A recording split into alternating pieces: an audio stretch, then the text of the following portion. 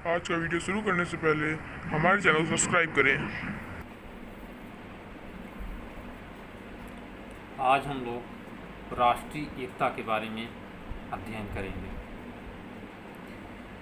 प्रजातंत्र, नागरिकता, देशभक्ति, धर्मनिरपेक्षता, समाजवाद सभी का राष्ट्रीय एकता से गहरा संबंध है। आज विशेष रूप से स्वतंत्रता प्राप्ति के पश्चात हमारे देश में विभिन्नताओं अर्थात पृथकवाद पर अधिक बल है। संपूर्ण राष्ट्र की एकता पर नहीं, तोड़ने पर अधिक बल है, जोड़ने पर नहीं। विघटन या विध्वंस पर अधिक बल है, संगठन या निर्माण पर नहीं। व्यक्तिगत लाभ पर अधिक बल है, सामूहिकता पर नहीं। भौतिकवाद पर अधिक बल है, नैतिकता पर नहीं। स्वतंत्रता के पश्चात राष्ट्र में जहाँ एकता के सूत्र सुदृढ़ होने चाहिए थे, क्योंकि हमारा देश प्रजातंत्रात्मक है, आज वहाँ पृथकता की प्रवृत्ति हर क्षेत्र में अपना मुंह बाए खड़ी है।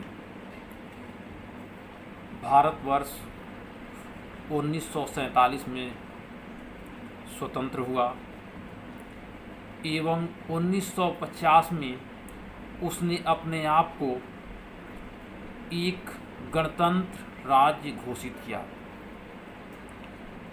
और उस समय भारतवर्ष के सामने सबसे महत्वपूर्ण समस्या थी देश के नागरिकों में देश के प्रति वफादारी की भावना उत्पन्न करना।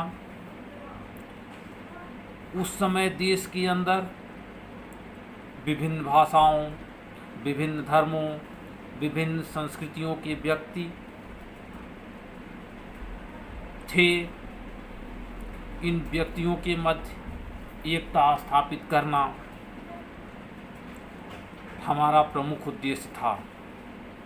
स्वतंत्रता के पश्चात राष्ट्रीय एकता की आवश्यकता पर डॉक्टर संपूर्णानंद का विचार था कि स्वतंत्रता के बाद के वर्षों में भारत ने अनेक क्षेत्रों में प्रगति की है, किंतु इन वर्षों में राष्ट्रीय जीवन में पृथकता की प्रवृत्तियों में उत्तरोत्तर वृद्धि भी अवलोकित हुई है। राष्ट्रीय एकता की आवश्यकता पर पंडित जवाहरलाल नेहरू ने कहा है, हमें संकीर्ण एवं संकुचित विचारधारा वाला प्रांतवादिता, संप्रदायवादिता एवं जातिपात की भावना से ओतप्रोत नहीं होना चाहिए, क्योंकि अभी हमें बहुत कुछ प्राप्त करना है। हम सभी जो भारतीय गणतंत्र के नागरिक हैं, उन्हें भारतीय नागरिकों के मध्य एकता स्थापित करनी है और इस देश को शक्तिशाली बनाना है। शक्तिशाली सामान्य अर्थ में नहीं, वरन विचारों में, क्रियाओं में, संस्कृति में मानवता की शांति हेतु उन्हें शक्तिशाली बनाना है। इस संबंध में कोठारी आयोग ने भी कहा है, हमें भारतीय समाज में उत्क्रम व्यवस्था, स्तरीकरण एवं लंबी गतिशीलता की कमी पाई जाती है। इसी कारण यहाँ अमीर, गरीब, शिक्षित, प्रशिक्षित एवं विभिन्न वर्गों के मध्य सामाजिक दूरी विद्यमान है। यहाँ के व्यक्ति धर्म के पक्के अनुयायी हैं। जाति एवं धर्म के कारण परिस्थितियाँ और विषम होती जा रही हैं और इससे राष्ट्रीय एकता एवं सामाजिक उन्नति के लिए खतरा उत्पन्न हो गया है।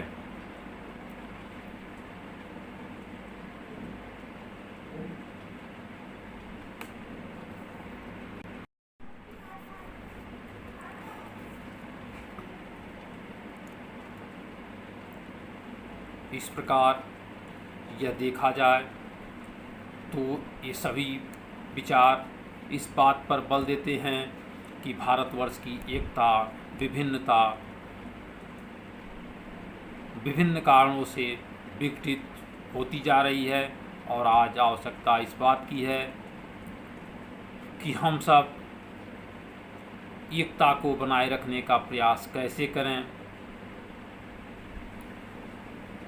राष्ट्रीय एकता की भावना वास्तव में इस ओर इंगित करती है कि व्यक्ति राष्ट्र के लिए है और राष्ट्र व्यक्ति के लिए नहीं।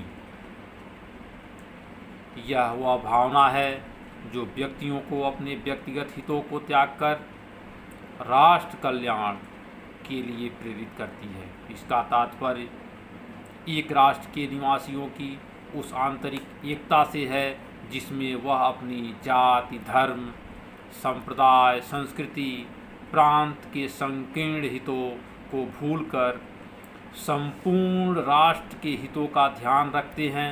इसी कारण अनेक विचारकों का यह मानना है कि राष्ट्रीय एकता एक मनोवैज्ञानिक स्थिति एवं एकीकरण की भावना है जो व्यक्ति को विघटनकारी प्रवृत्तियों से दूर रखती है। यह भावना व्यक्तियों के अंदर उन गुणों का विकास करती है, उन गुणों को पल्लवित करती है जो राष्ट्र के विकास में सहयोग देते हैं। इस संबंध में डॉक्टर श्रीमाली का कथन है कि यदि हम मुश्किल से मिलने वाली अपनी आज़ादी की सुरक्षा एवं समृद्धि चाहते हैं तो हमें राष्ट्रीय एकता की प्रक्रिया को जारी रखना और शक्तिशाली बनाना पड़ेगा। राष्ट्रीय एकता के मार्ग में आने वाली बाधाएं। राष्ट्रीय एकता के मार्ग में आने वाली प्रमुख बाधाएं निम्नलिखित हैं। नंबर 1, जातिवाद। भारतवर्ष में जातियों और उपजातियों की इतनी विशाल संख्या में है कि उनकी गिनती कर पाना असंभव है। इन जातियों में परस्पर छोटे बड़े या ऊंच नीच की भावना भी होती है जिसके कारण यह एक दूसरे से मिलना जुलना एवं व्यवहार का आदान प्रदान करना उचित नहीं समझते और यही भावना उपद्रव को जन्म देती है और यह राष्ट्रीय एकता में आने वाली प्रमुख बाधा है। इसके बाद संप्रदायवाद, क्षेत्रवाद, प्रांतवाद, विभिन्न भाषा, विभिन्न सामाजिक आर्थिक स्तर, विभिन्न संस्कृतियाँ, विभिन्न राजनैतिक दल। इस प्रकार यह देखा जाए तो ये सभी विचार इस बात पर बल देते हैं कि भारतवर्ष की एकता विभिन्नता विभिन्न कारणों से विघटित होती जा रही है और आज आवश्यकता इस बात की है कि हम सब एकता को बनाए रखने का प्रयास कैसे करें। राष्ट्रीय एकता की भावना वास्तव में इस ओर इंगित करती है कि व्यक्ति राष्ट्र के लिए है और राष्ट्र व्यक्ति के लिए नहीं।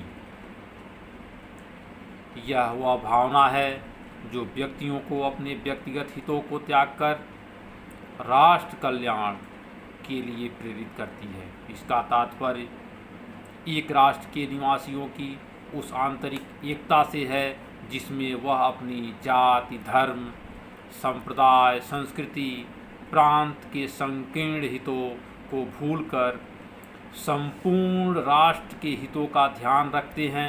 इसी कारण अनेक विचारकों का यह मानना है कि राष्ट्रीय एकता एक मनोवैज्ञानिक स्थिति एवं एकीकरण की भावना है जो व्यक्ति को विघटनकारी प्रवृत्तियों से दूर रखती है। यह भावना व्यक्तियों के अंदर उन गुणों का विकास करती है, उन गुणों को पल्लवित करती है जो राष्ट्र के विकास में सहयोग देते हैं। इस संबंध में डॉक्टर श्रीमाली का कथन है कि यदि हम मुश्किल से मिलने वाली अपनी आज़ादी की सुरक्षा एवं समृद्धि चाहते हैं तो हमें राष्ट्रीय एकता की प्रक्रिया को जारी रखना और शक्तिशाली बनाना पड़ेगा।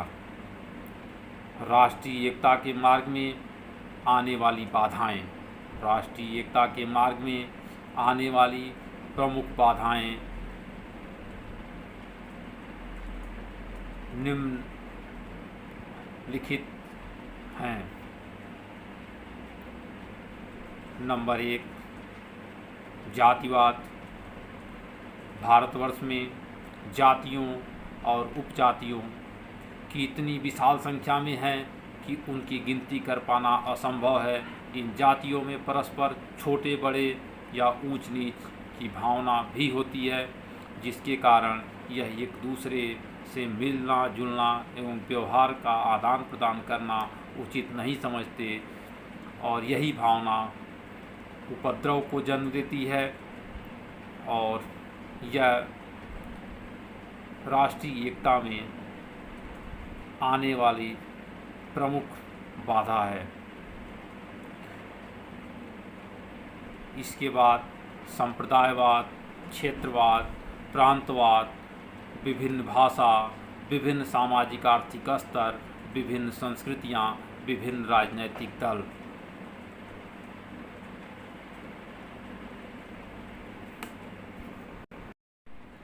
राष्ट्रीय एकता के विकास में अध्यापक की भूमिका।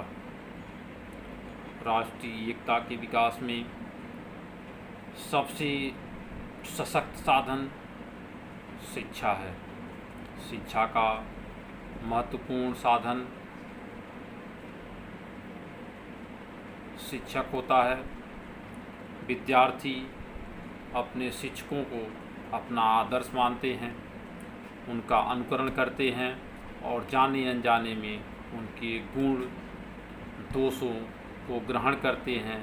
अतः शिक्षकों के लिए आवश्यक है कि उनमें राष्ट्रीय एकता की भावना को और वे राष्ट्रहित के समक्ष अपने व्यक्तिगत हितों का परित्याग करें। राष्ट्रीय एकता के विकास में अध्यापक निम्न प्रकार से सहयोग दे सकता है। नंबर 1, व्यापक दृष्टिकोण।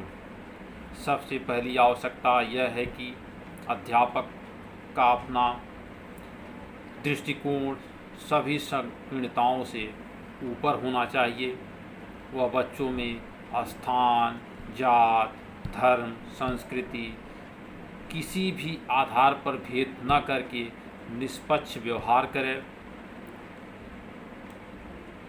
वह दूसरे धर्मों की अनावश्यक रूप से आलोचना नहीं करे। शिक्षक ऐसा तभी कर सकता है जब वह उसके हृदय में देश के प्रति प्रेम,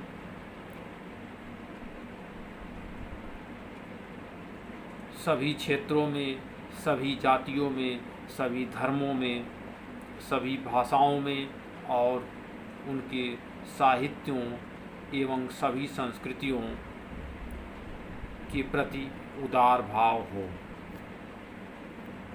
दूसरा, सजीव आदर्श। अध्यापक को बच्चों का भविष्य निर्माता व राष्ट्र निर्माता कहा जाता है।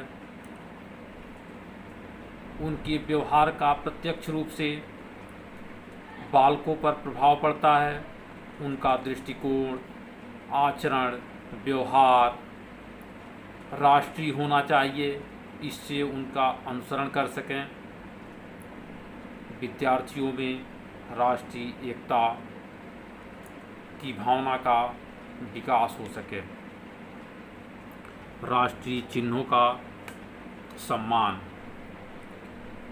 किसी भी राष्ट्र में अनेक विभिन्नताएं होते हुए भी उसकी अपनी एक पहचान होती है। उसके राष्ट्रीय चिन्ह होते हैं, जैसे राष्ट्रभाषा, राष्ट्रगान, राष्ट्रध्वज आदि। शिक्षकों को इनका सम्मान करना चाहिए और बच्चों को भी इनका सम्मान करने के लिए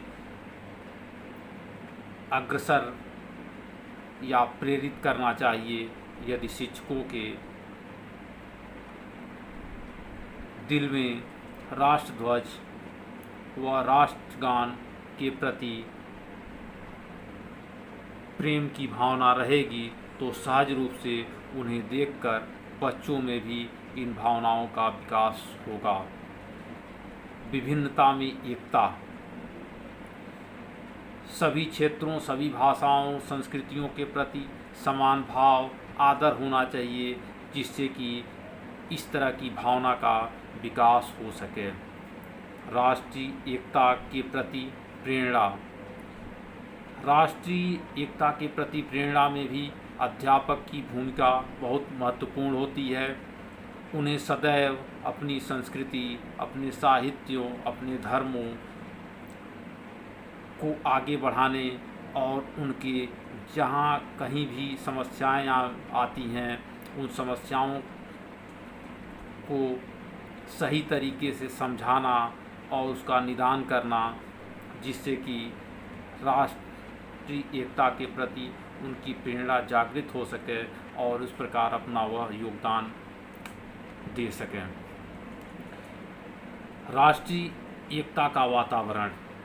अध्यापकों को इतिहास, भूगोल, नागरिक शास्त्र, सामाजिक विषयों को पढ़ाते समय राष्ट्रीय स्तर के सामाजिक, धार्मिक एवं नेताओं के जन्मदिन मनाते समय, अंतर्राष्ट्रीय खेल कूदों का आयोजन करते समय, देश भ्रमण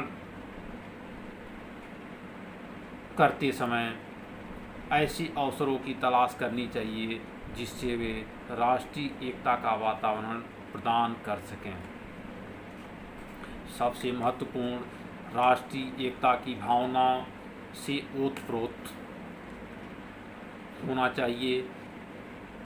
राष्ट्रीय एकता के विकास के लिए ये सबसे आवश्यक है। स्वयं देश प्रति ये तथा राष्ट्रीय एकता की भावना से ओतप्रोत होना चाहिए, किंतु यह भावना ओछी न होकर वैज्ञानिक होनी चाहिए। शिक्षक को एक तो राष्ट्र की भौगोलिक, सामाजिक, सांस्कृतिक, राजनैतिक, आर्थिक स्थिति का आवश्यक ज्ञान होना चाहिए और उनमें सभी गुण निहित होने चाहिए जो विद्यार्थियों में राष्ट्रीय एकता की भावना का विकास कर सकें।